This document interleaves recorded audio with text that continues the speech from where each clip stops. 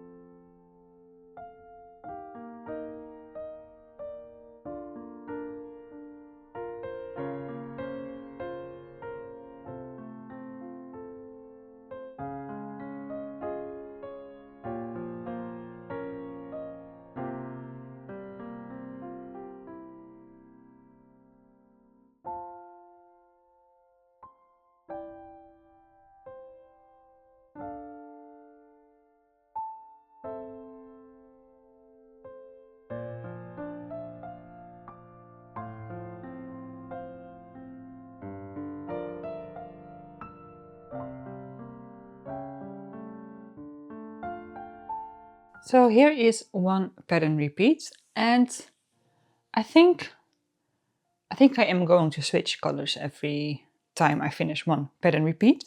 So now I'm going to switch to the white. I realized I've been calling it white, but it's more of a light beige cream kind of shade. And I'm going to work one pattern repeat in the white shade, then go to pink, white, pink, blah, blah, blah, all the way to the end until the instructions change. Oh, and I think I said in the introduction that this is worked top down, but I'm pretty sure it's actually bottom up. I think, we'll see. I need to do this for, I don't know, like 40 centimeters maybe? So let's keep going.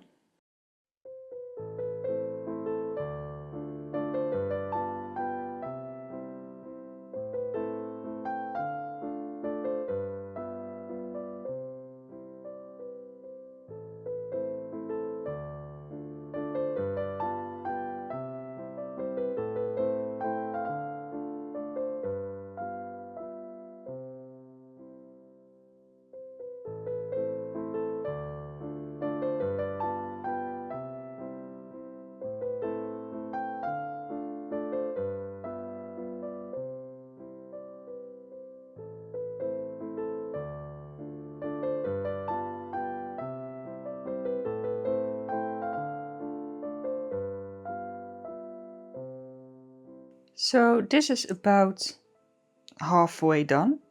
This is 25 centimeters and it needs to get to about 50 before we move on to the next step. But I think it's looking pretty good. I mean, I'm not a crochet expert yet, but let me give you a close-up. I think it's looking really, really nice, really tidy. I only have a little bit of my own hair in here. That's fine. So yeah, this is the right side, I believe. And I am really pleasantly surprised with how it's going so far. So I'm going to keep going. Another 25 centimeters of this. And then I think I need to do some neckline stuff, maybe. We'll see.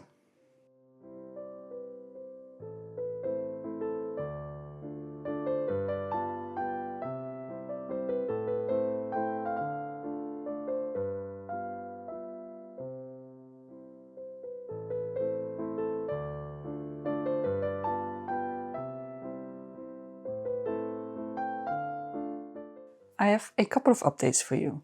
First one, I finished the back. Now, I've been on a journey with this piece of crochet fabric.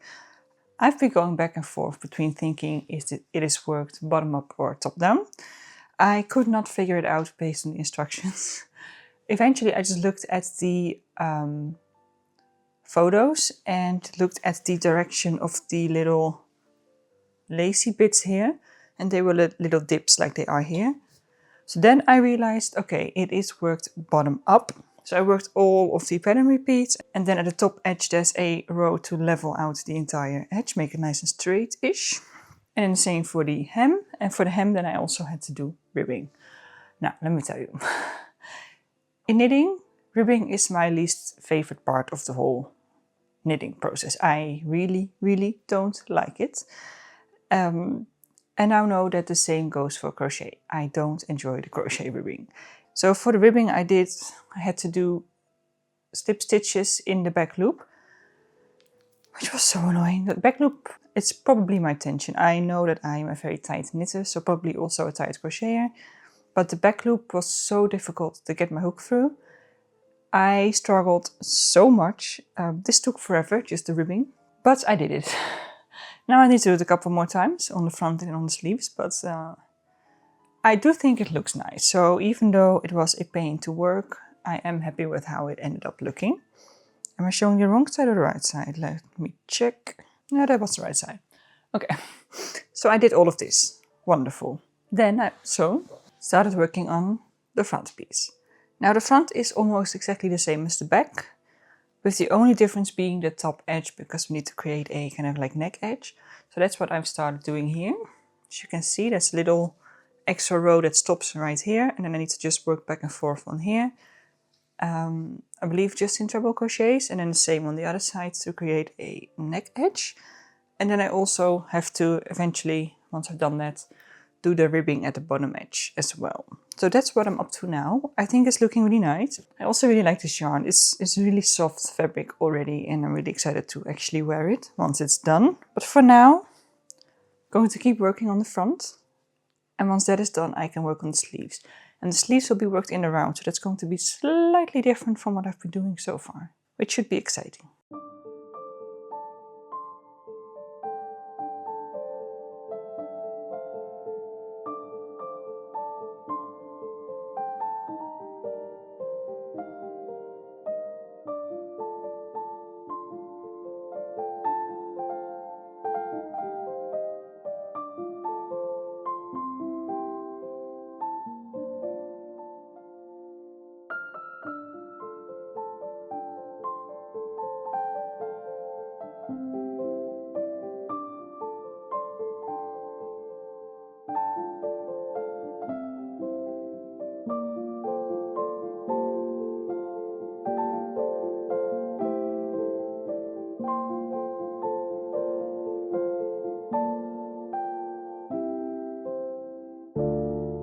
We now have a back and the front. So we now, as you can see, created a neckline here, and the rest of the front is just the same as the back. I think it's looking great so far.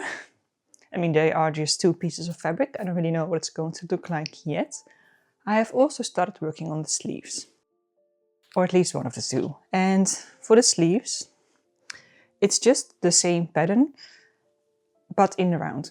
And in the round with turning. So you work 1 round and then you go back, yeah. And this is what I have so far. I mean, it's not much, but it's looking fine. And these are worked bottom up, I believe. I've been really confused about that, this whole pattern. But I'm pretty sure it's worked bottom up.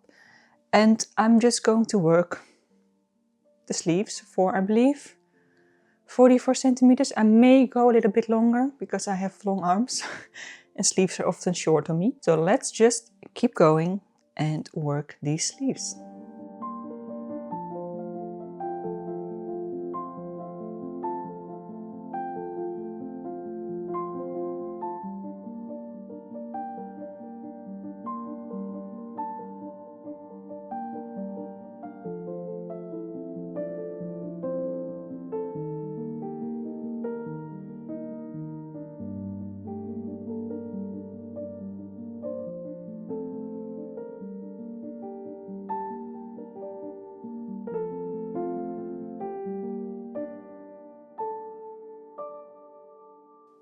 I finished the sleeve. It was really interesting because, as you can see, it is really, really puffy, and then the words. Anyway, this bit is really small, so I had to do some decreases to get there, and then just work the ribbing, which was just as annoying to do in the round as it was flat on the hem of the front and back pieces. But I got there. I was a little bit worried as well that this would be too small, that I wouldn't get my hand through, but it's fine. I can get my hand through. In the meantime, I've also made the second sleeve exactly the same as the first. So now we have all the pieces, the sleeves, the front and the back. So most of the crocheting is done. What I still need to do is do the neckband, which is just 2 rounds, 1 round of double crochets and then 1 round of slip stitches. But before I can do that, I need to sew the shoulder seams. So here we have the front and the back, and then I just need to attach these seams. What I want to do is crochet all the seams of this entire thing instead of just sewing it. So I'm going to crochet these shoulder seams together, and then I'm going to work the neckline, and then all that's left to do after that is sew the side seams and attach the sleeves. Now the pattern wants me to first do the shoulder seams and do the neckband, then block everything and then sew the side seams and sew on the sleeves. So I think I'm going to do that. I was about to say I'm not going to do that, I'm going to sew everything together first and then block, but I'm just going to follow the instructions for once. So let's do the shoulder seams and the neckband, and then I can get this thing blocked.